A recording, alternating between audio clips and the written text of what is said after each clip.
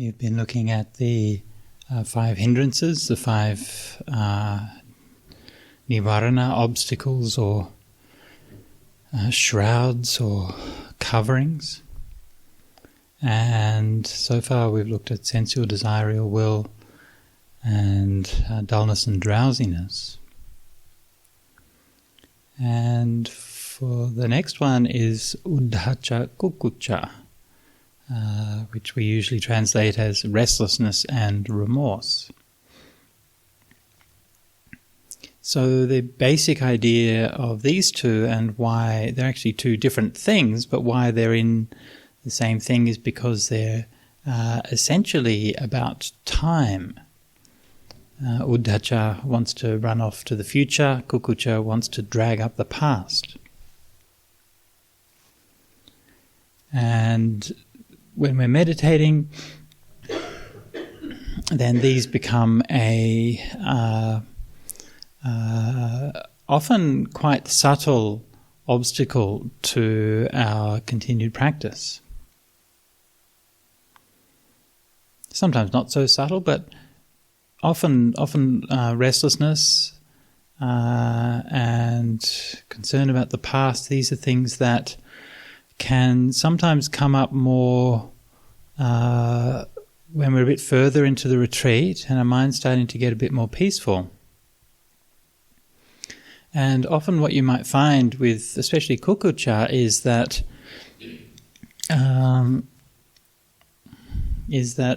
your mind becomes clear, and as your mind becomes clear, it starts to surface memories from the past, and particularly like painful memories or memories of some kind of emotional turmoil, or something that's been left undone, or something that you feel wasn't quite right. And these are the things which often in our lives we sort of go about our lives without worrying about them too much, and we think it's not too much of a big deal, and we don't really notice it a lot. But then when we come to meditate and the mind becomes much more subtle, then these things sort of drift up to the surface. And you can realize it might be something from the time just before you came to the monastery, or even during before you came to the retreat, or even during the retreat. But it could be something from a long time ago. It could be something from childhood, maybe even from past lives, who knows. But these things will appear in your mind, and they have some kind of emotional impact.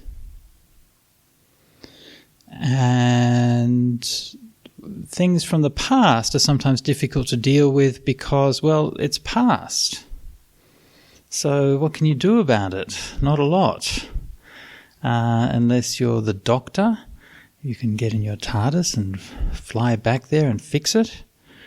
But somehow in those stories about time travel, that always seems to make it worse. So rather than going back in time to fix it, we need to learn to let go of it in the present. And similarly with restlessness, the uddhacha, you can feel restlessness in your body, right? It has this kind of energy to it. But if you look closely at it, it's usually concerned with some kind of orientation to the future. So restlessness might be, specifically, it might be things like, you might have some plans or something that you want to do when you go back home or something like that. So you're thinking about that. But even more subtle forms of restlessness often have more of a spiritual side, as does kukucha as well. So it again often comes when you're sort of midway through a retreat like we are now, and then you're starting to think, hang on, I've only got this many days of my retreat left. I better get going. And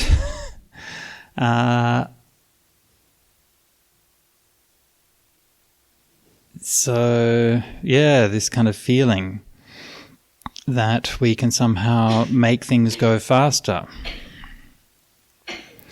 I don't know if anybody here is familiar with Aj Barker's The Sickest Buddhist. No? No, there's a rap on YouTube, The Sickest Buddhist. I don't know why I'm just so zen. I make the power of now look like the power of then. And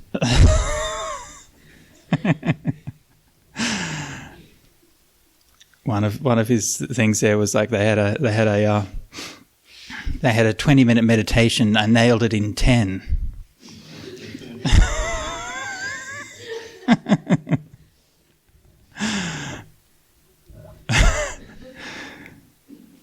So, not 100% sure that's how meditation works. There's a beautiful story that Ajahn Brahm tells about that he was told on his first retreat that he did when he was in Cambridge. And he... the teacher there was a Vietnamese fellow, and he told the story when he was growing up. There was his mum taught him how to grow some plants, and just gave him some seedlings to grow in the backyard. And he was so happy to have his first plants that he could grow. And so his mum taught him how to prepare the ground and how to put the seeds in there and how to water the soil and so on. And then after a few days, he was so incredibly happy to see the shoots coming out of the soil. He's like, wow, I'm so proud he's managed to grow these things. He's only a kid. He doesn't understand. He's like, wow, soon I'll have a plant. I'll have flowers or whatever he was growing. Next day he goes out. It's only a tiny bit bigger. I'll water it some more. Okay. The third day it's still only a tiny bit bigger. This is going far too slowly. What's going on? He says, I know what I'll do. I'll just help them along a little bit. I'll just pull them a little bit higher. Just like... So that was the end of that.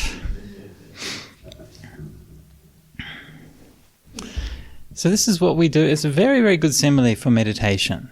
And your meditation is going okay. You've already, so I keep on trying to say to this, to reflect on that. You've already given up a lot to come here. You've already got that wholesome intention to practice. You're already coming here and meditating. And as long as you keep that up, keep up the program, meditating every day, keeping the mind quiet, keeping restrained and keeping precepts, then things are going along okay. We have been, I think, given unrealistic expectations sometimes by this kind of idea of like intensive retreats. The whole idea of an intensive retreat is weird. Why should retreats be intensive? And this kind of whole idea you should just do nothing but meditate all day, every day. I'm like, actually, if you read the suttas, it's not like that. The Buddha never says, only meditate and never do anything else. Obviously, he's encouraging people to meditate every day and to meditate a lot. But people had full lives and they did things in their lives, and that was how it is. And if you have a chance to practice more in a more focused way on retreat, then great. But don't imagine that this is a kind of a substitute for genuine kind of spiritual growth. And sometimes I feel that people see, so you read kind of, these days we have so much kind of stories and, people can post things on the internet and all of these kinds of things. And for spiritual things, you really just lose a lot of context. And a lot of people, because I see one of the things we do as part of Sutta Central is we host a forum. And you see a lot of people posting a lot of very silly things on the forum. And people who obviously don't have any real kind of spiritual development or wisdom. And yet they're sort of positing themselves as authorities about things. And you're like, well, it's not quite like that. It's not that simple. And so it's easy we have this kind of random access universe where you can just sort of pluck things out of different places and you just sort of try to make sense of it. When we present things and when we are trying to teach the Dhamma, if you're teaching the Dhamma with the mentorship of a teacher in a proper context, then things will be taught and put into a place that will make sense for you. But we've sort of discarded that environment and that context, and we just sort of throw everybody in at the deep end and expect everybody to make sense of it. And you know, when I've come here and I'm teaching retreats, you know, I'm not talking about, you know, jhanas and high states of samadhi and enlightenment and stuff all the time. Why not? Well, because most of you are not there yet, right? This is like, and this is what I learnt from the forest tradition. You know, when I stayed with even some of the great meditation masters in the forest tradition, and one of the monks was like asking this monk about these, you know, high states of, you know, attainments and things like that. And the monk just laughed and said, you know, you can't even keep your mind peaceful for a few minutes and you're asking about all these attainments. One of the moments that struck me as when I first arrived at Bodhinyana Monastery to stay with Ajahn Brahm, because he was one of the first teachers who really sort of began talking about jhanas in detail. One time they were doing some work on the hut that I was staying in, and they were doing some brickwork there. And I went to see the work, and there was Ajahn Brahm and three or four junior monks were there doing this bricklaying. And what was really obvious was that all of the monks were there talking about jhanas and all of these things, except for Ajahn Brahm, and he was laying bricks. And, okay, that's how it works, right? And there's a time for laying bricks, and there's a time for talking about high dhammas and things like that, and there's a time for doing the practice. But the practice, we don't get there by going faster. So, I'll tell you a story that I thought, a little parable for this that I thought of one time, and this parable was inspired by one time when I was flying into France a few years ago, and I read a story on the In-Flight magazine, and it reminded me of being that approach to meditation. And so to kind of retell the story was the story about a young girl who went to her parents one day and told them that she wanted to be an astronaut. And her parents didn't say to her, "Don't be silly, right? You can't do that." They said, "Okay, you want to be an astronaut? That's great.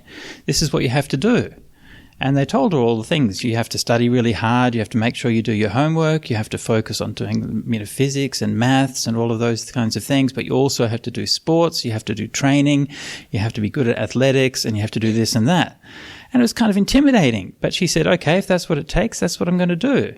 And that's what she did. And she worked really hard at doing all of these things. And then when she grew up, she graduated, joined the Air Force, learned how to be a pilot, applied for the astronaut training scheme, kept on working really hard, got refused, applied again, got refused again, applied again. Eventually she got in. Finally, after all those years of training, she was in a rocket ship, strapped into the seat, ready to fly up into space. And then when she's ready to fly up into space, they have a big red button in rocket ships. I don't know if you know this. They have a big red button and you press it and it makes it go. Yeah? And so she pressed the big red button and she made it go. She went up into space, and later on, after she'd become an experienced astronaut with many trips into space, she wrote her memoirs and she told her story. Later on, there was a man who was catching a plane, wandered into the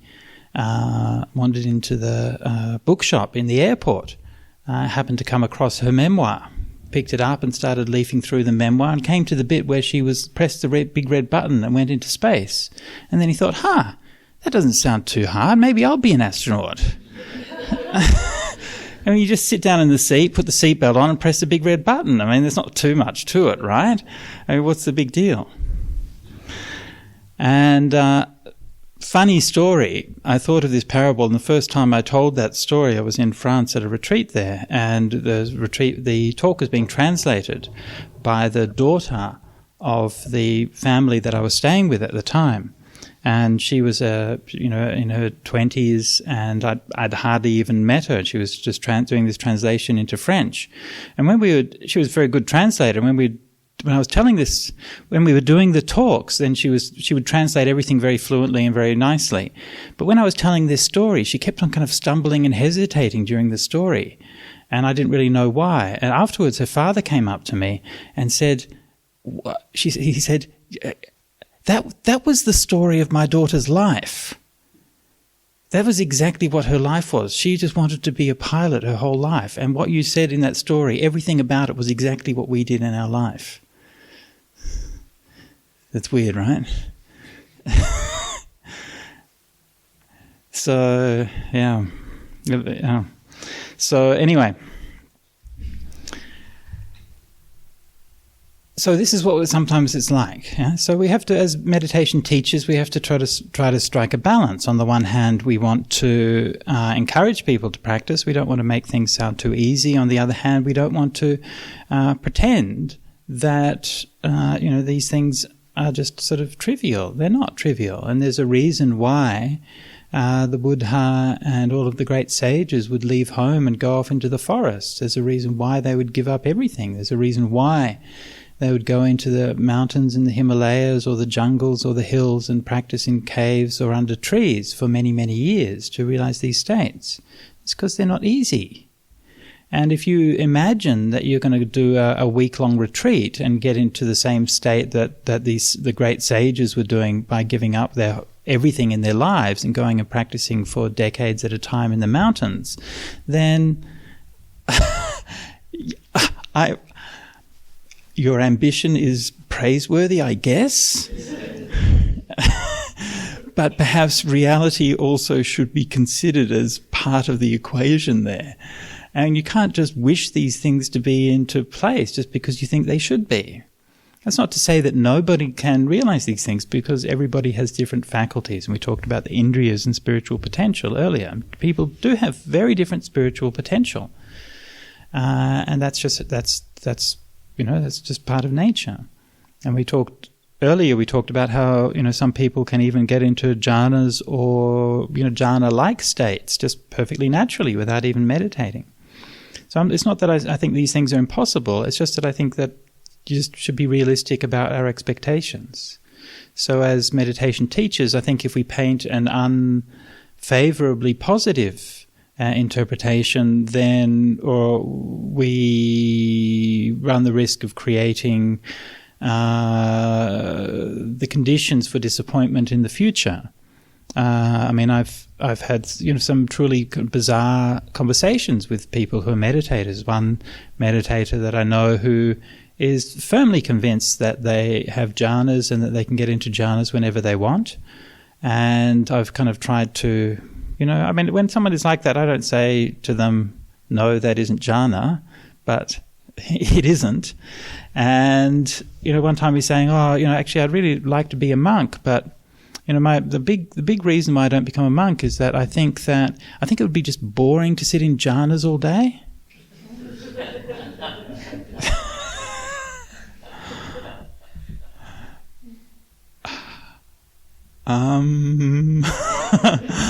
As far as most of the monks that I know, that's not their biggest problem. So, no, you're not going to get bored. That's kind of the whole thing. Getting bored is also a symptom of restlessness, actually. You want to be somewhere other than you are. So on the one hand, we don't want to make these things seem unrealistically easy or simplistic. On the other hand, we want to encourage people. And so I think it's important to encourage people by pointing to the real and observable benefits of practice that you can see right when you start meditating. And this is why we're always reviewing our practice and looking back on it. And you see, well, actually, even that little bit of peace that you can realize is still peace. It's still beautiful. It's something really worthwhile. Even that little bit of clarity you get, even that little bit of mindfulness is still something worthwhile. It's not like you get no benefits at all. It's just a slog until you get to jhanas, right? That's not how it is. You have to be happy where you are. And it's being happy where you are that is what brings you to jhanas. Not striving hard to get somewhere that you're not. So if you can't be content and happy where you are, you're never going to get into jhanas. So don't worry about these things. Don't worry too much about trying to get somewhere. Don't worry if you don't see any progress in your practice. There's a Pali word for this. It's called niramisa domanasa, a spiritual unhappiness or spiritual sadness. And this is the Buddha said is the longing when you wish, oh, when will I realize those peaceful liberations that the noble ones know? And so when you're sitting there and you're thinking, oh, I feel so stressed and so much anxiety and so much all of these things, and then you look around the room and everybody else is so peaceful. Everybody else is thinking the same thing, of course. Don't worry about it. It's okay. Yeah? It's okay. So the path is there and we practice the path. How long it takes, we don't know.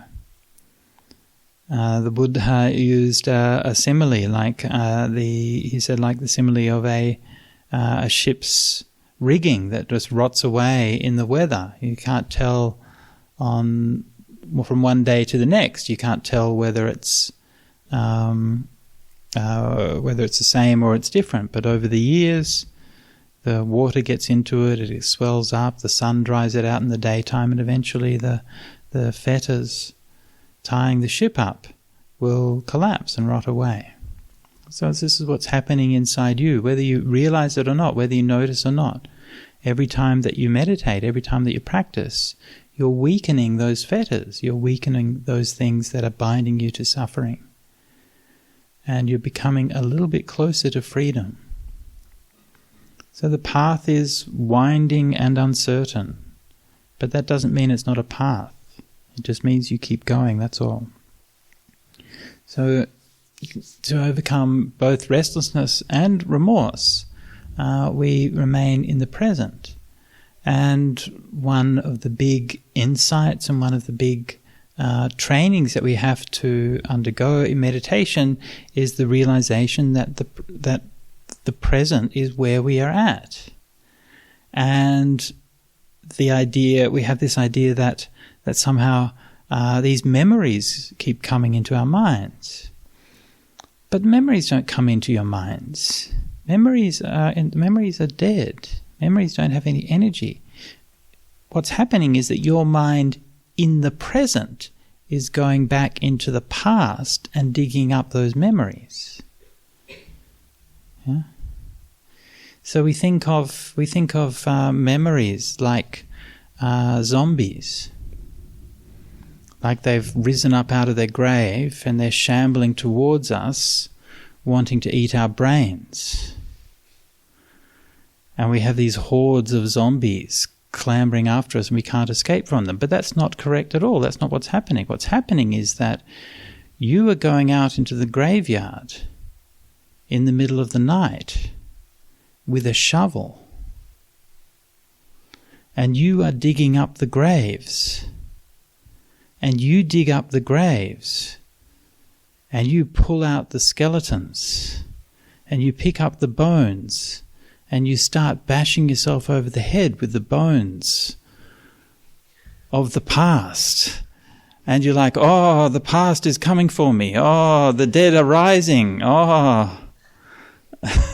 And the dead are like, come on, man, just leave me be. They just want to stay in the past. Yeah, they're just there. You're the one who brings them to life. So this is what we are doing in the present. And it's strange, isn't it? It's strange that in meditation we have this perception that it's hard to be in the present and that we have to make ourselves stay in the present. And a lot of people put a lot of effort into making their mind stay in the present. But the present is simply where you were all along.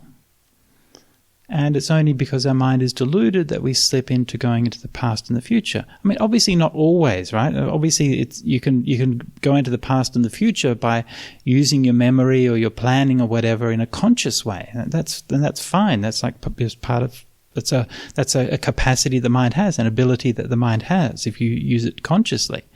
But in meditation, we don't want to do that. We want to be in the present, and yet we can't stop doing it. And this is where it's not being done consciously, it's being done compulsively. But that compulsion arises in the present. And it's because we're not content with the present that we force our mind in the past and the future. And that takes a lot of energy. It's actually very complex. To dredge up memories of the past is a complex and stressful mental exercise. To imagine things in the future is a complex and stressful mental enterprise. We can just not do that. And if you just stop doing that, you're in the present automatically. How do you stop doing that? By looking underneath it and saying, why is it that I want to do these things? And you say, okay, this is where it's coming from. And it's coming from some kind of stress or tension in the present. So, we practice contentment. Be happy.